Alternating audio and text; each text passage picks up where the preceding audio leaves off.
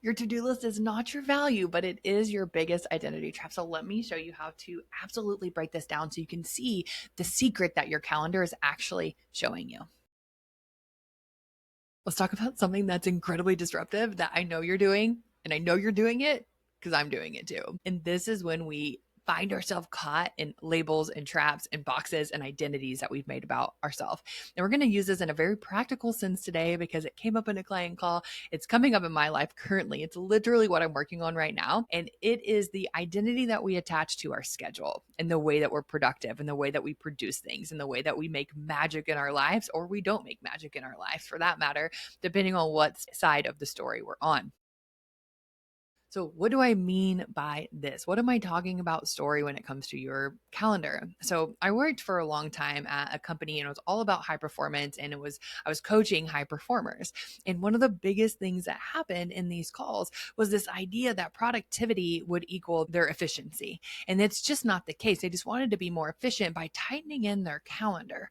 And if they could just have their to-do list just right, who here raise your freaking hand if your to-do list was better, then your whole life would be better. Then you actually would be successful. Then you would be more productive. Then you'd be making more money. Then life would be so much better. Raise your hand because that's how we all feel. We deduce it down to this simple thing like the to-do list. Now, there's two sides to this. Yes, we have to have an idea. We have to know the direction we're going. We have to get really familiar with that. But the more important side of this is actually why we don't do this. Because what I discovered in those calls with these clients was it didn't matter how structured and tidy their to-do list and their calendar was. If they were still operating out of an identity that was opposite of that. For example, if you think that you're not scheduled, if you think that you operate out of like just like this freedom and like all these different aspects, then guess what? When you have a really tidy to-do list, guess what you're not going to do? That to-do list.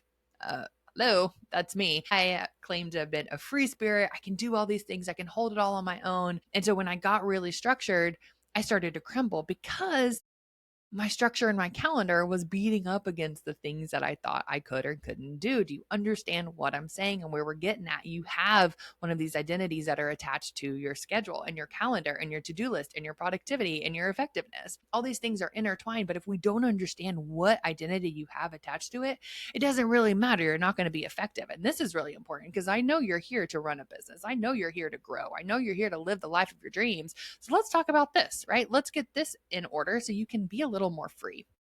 So, first, what I want you to do is I want you to identify what story you have when it comes to your productivity. And this is even deeper than what we just talked about. So, for example, a lot of times what I hear is that people are like, well, I have to have all these different things and they're in this proving state. They're in this proving state because maybe it's how they grew up. Maybe they were the oldest child. Maybe it was something that they had to do. They had to take on a lot of responsibilities. And so they built this life around needing to have these things done to be productive, to be valued. They put their value in their output. And so if that output isn't incredibly high, if they aren't holding it all, a lot of people, probably you included, think that your value is in how much you can hold. I can do all of these things. My to-do list could be 9 miles long and I can do it. How amazing is that?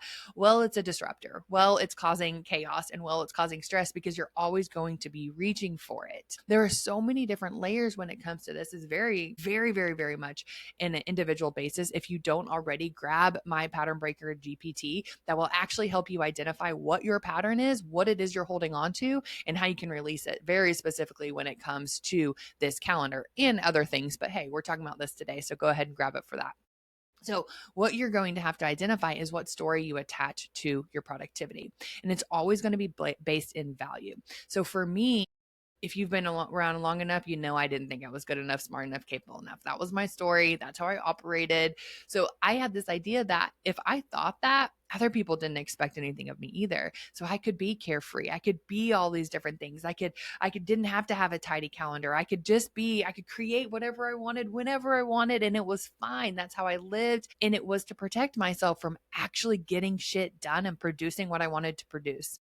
It was a protection because if I actually showed up and I did that, guess what? Then my paradigm of not being smart enough, capable enough would be shattered. What did I have to lean on then except for myself? And that was scary. That was vulnerable. I didn't like it. And so unconsciously, this wasn't conscious thoughts. Unconsciously, I sabotaged that. I'd make my list and I would never show up. I would never do it. I'd always think that somebody else needed to do things for me, my funnels, my back end stuff, which is where I'm at right now, creating all that stuff on my own. Completely proud of myself for doing all that.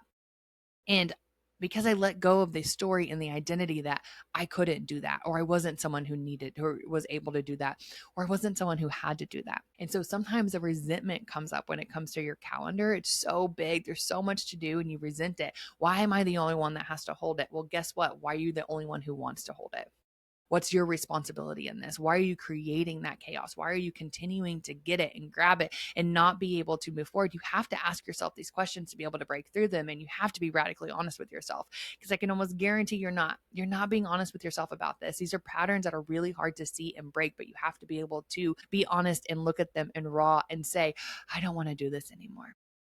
I don't want to keep living the same pattern of resentment or disruption or loading my calendar so big, like so much to do that there's no way I could possibly get it done. There's just no way. And so, how do you prioritize that? What does that look like? How can you break that down in a way that is very, very simplified for you to move the needle forward? But to be able to do that, you have to understand and identify what label and identity you have when it comes to your productivity. It's a different way to look at it. And I can promise if you start to understand the ways that you hold yourself of I'm always busy, well, you're going to see that reflective. You're going to see a very tidy calendar and to-do list, but you're always jumping from thing to thing to thing to thing because you need to be busy and nothing's ever getting complete. Because what happens when it's complete? What happens if you're not busy? What are you left with? You probably don't like that. You might not know or be familiar with a version of you who's not always doing. And that's really hard, especially as a doer. I'm a doer. Like I love to do things. I love to create things. I like that to happen. However, I'm to the point in my life that I know if I wasn't doing, my value doesn't change. My value is not attached to the doing. It's just something that happens. So when you realize that all of your actions, all of your doing, all of that is tied up in this level of identity for your worth and your value, it's always going to be difficult to execute. There's always going to be a problem. You will find a problem when there's not a problem. Every single time you'll create suffering when there's nothing to suffer through. So that's my challenge for you today. I want you just to really get simple and honest and raw with yourself. And what do you attach to your to-do list? Where is your value? Are you not doing enough? If you're not doing enough, do you find yourself not valuable? If you're doing so much, do you find yourself valuable? What is that story for you? And if you need help breaking this down, go grab that Pattern Breaker GPT. It will help you see all of the things that you're not able to see for yourself. And I would also love to know, drop in the comments, one, if you grabbed it, and two, what are you learning about yourself? What are the labels and identities that you're attaching to something as perceivingly simple as your calendar and your to-do list? See you next time.